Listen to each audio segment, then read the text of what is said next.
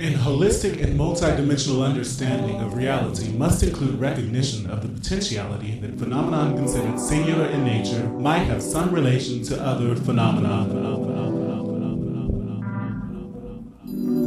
Also, that at different levels of understanding, phenomena considered singular in nature might actually have multiple forms of expression.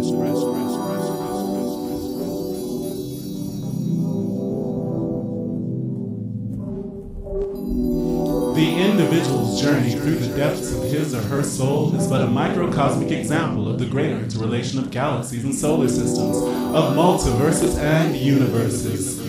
A person's soul can be part of a group soul, and group souls can make up higher selves, avatars, or names of God, depending upon terminology and perspective. Finding relationships between disparate phenomena of a higher ethereal nature cannot occur independent of that phenomenon's expression on the material plane of existence.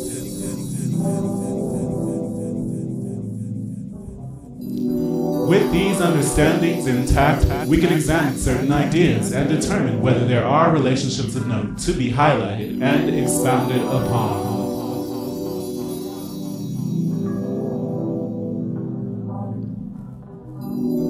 The Maitreya is the Buddhist equivalent of the second coming of Jesus the Christ. The Jewish equivalent is known as the Messianic, and the Islamic equivalent is the Mahdi.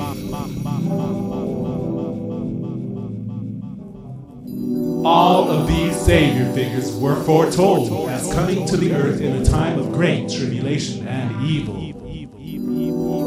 While there are questions and arguments, both for and against, as to the conceptual viability surrounding the original conception of each one of these messianic figures in the historical record, as well as within the sect-based traditions themselves, the broad-based belief in these figures speaks to some underlying need within the human collective unconscious for a supernatural avatar to redeem the world and those residing within it from sin. An unbalanced equation requires conciliation of all involved variables in order to find a new balance and order.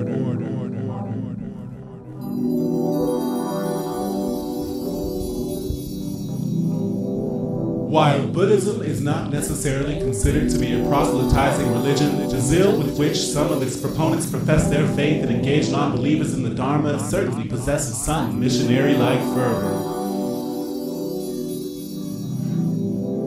As the primary representative of Eastern spiritual thought in Western countries, Buddhism has experienced a broad-based acceptance as both a philosophy and a religion. Therefore, it is embraced by both believers and non-believers alike. Being outside of the Judeo-Christian complex of belief systems, and therefore less familiar to many in the West, the Maitreya avataric conception is not subject to the same cultural preconceptions as the Jesus avatar.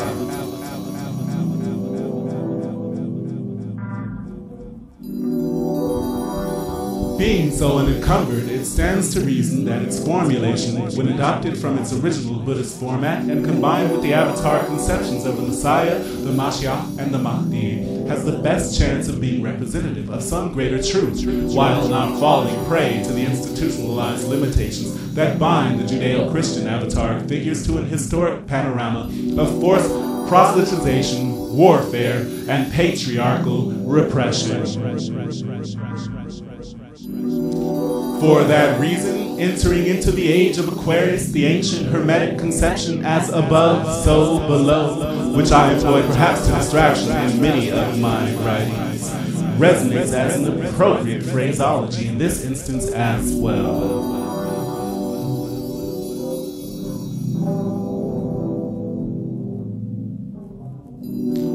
The Maitreya energetic construction as a combination and reconception of the savior complex that typifies the universalizing religions and unity consciousness templating currently invigorating world populations exemplifies a demiurgic group soul imperative manifesting during the current phase of human spiritual evolution. It is important to realize as well that the current entry of the Earth into galactic space correlated with the beginning of the age of Aquarius and also coinciding with Earth's ascension above the galactic plane and entry into the densest and highest energetic region of the galaxy. While there is much confusion surrounding the astronomical aspect regarding Solar System's current position in regards to the galactic plane, the increase in cosmic energetic bombardment of the Earth and the increase in meteoric and cometary appearances in the space surrounding our planet may be indications that it is occurring. The Aquarian Age is similarly fuzzy when seeking to define parameters. There are varying ideas regarding when it begins and when the Piscean Age ends, with most falling into the current range of decades corresponding to the present era.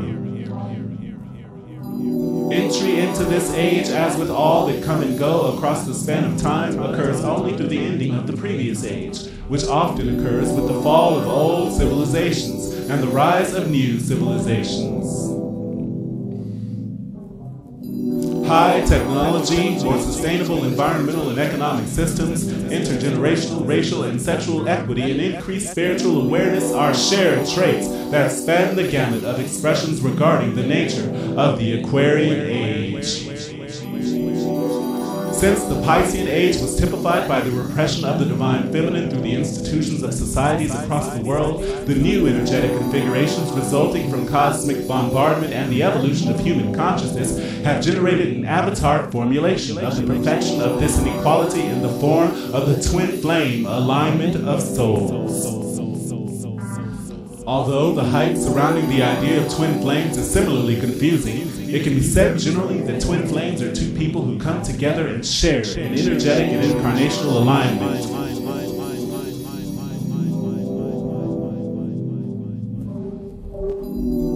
What this means is that they are naturally and magnetically drawn to one another. They share many things in common. They complement each other very well, and their views regarding life are eerily similar, to the extent that the confluence of all of these similarities marks the union as exceptional.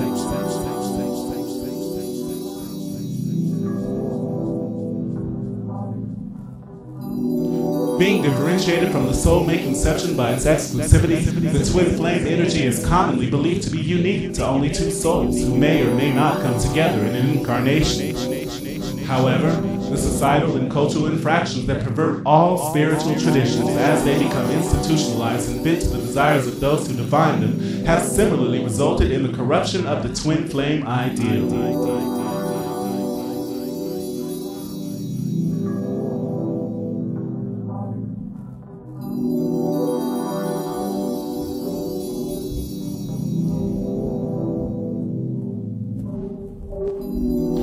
Through the synthesis of definition and a focus upon primary intent, the soulmate conception can be said to relate to any individual with whom innate soul recognition is shared, and with whom previous incarnational resonances can be felt during the current lifetime.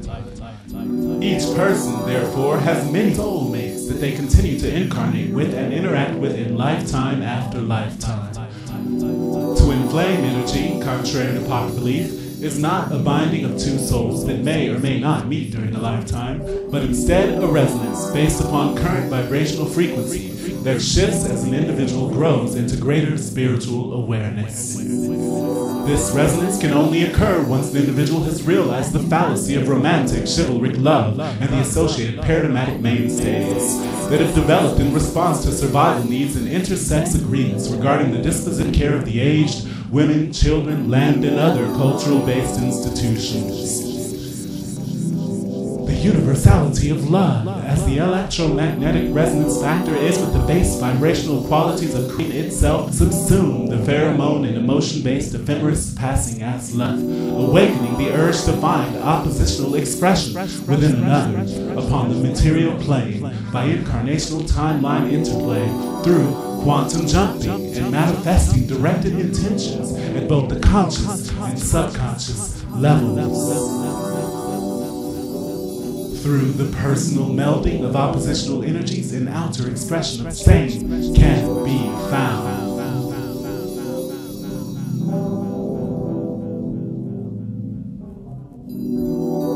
In In other words, a necessary prerequisite to finding a twin flame in the world is for each individual to reconcile the male and female aspects of themselves. The spiritual work necessary to do this can only arise through the process of deep introspection, recapitulation of a lifetime, and a delving through in past cultural preconceptions and patriarchal myths designed to uphold current power structures based upon inequality and the suppression of the divine feminine. One must dissolve the inner structure that support the outer institutional expressions of this repression, and either consciously or through dream state work merge potential timelines within the personal field of the incarnational span, with the realization that time is an illusion, and all incarnations truly occur simultaneously and are accessible through the directed use of intention and imagination and the lens of a clear and unencumbered mind. The type of clarity invoked must be of the type cultivated by a mind under control and emotions that have been brought to bear in service of self rather than in control of the body, as is generally the case with most people who have engaged in personal spiritual work of this nature.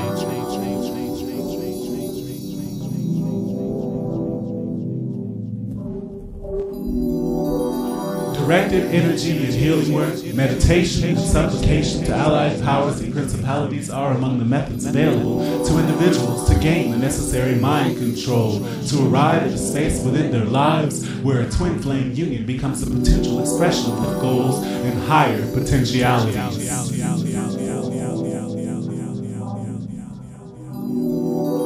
The twin flame template accepts two souls within its intertwined matrix, but it is not necessarily the same two souls all the time. A person can meet someone who expresses the twin flame energies and seems to be their perfect mate, but if one continues to grow into the union and the other fails to do so, that soul can exit the template and another can rise to take his or her place.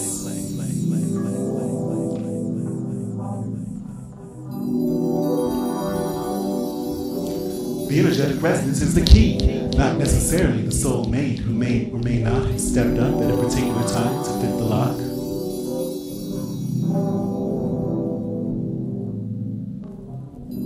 In drawing the different threads of this idea together, the age of Aquarius proceeds upon the ushering in of the potential of the Maitreya energies realized first individually through the personal spiritual evolutionary process, then through partners and the male-female union, and then collectively as greater soul groups find themselves surpassing the 100th monkey effect, and the cascading imprints of the twin flame and Maitreya templates achieve avatar expression and inevitable material manifestation.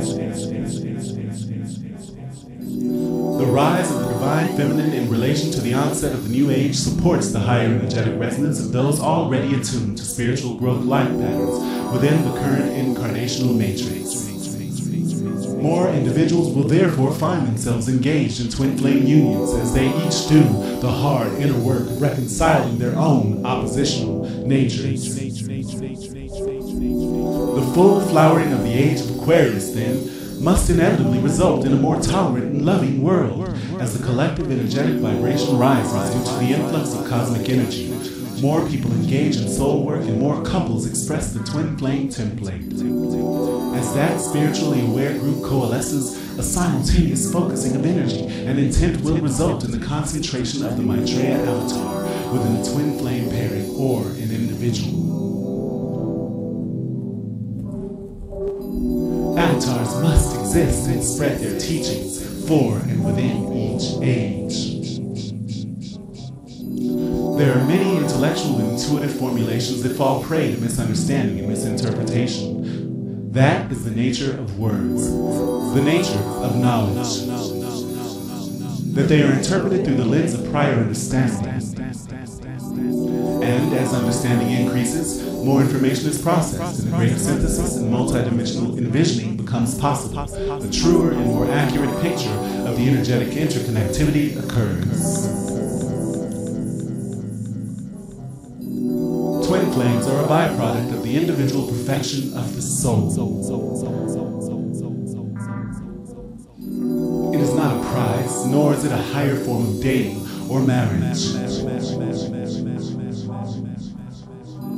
It is an energetic construction that is designed to increase the vibrational level in the immediate space of its manifestation, as well as the frequency of the world as a whole.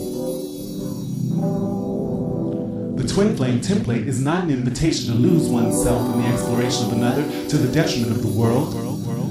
Rather, it is an expression of a greater imperative to unite and represent the culmination of the divine union of opposites, the melding of male and female energies within the individual, then the couple, and then the world.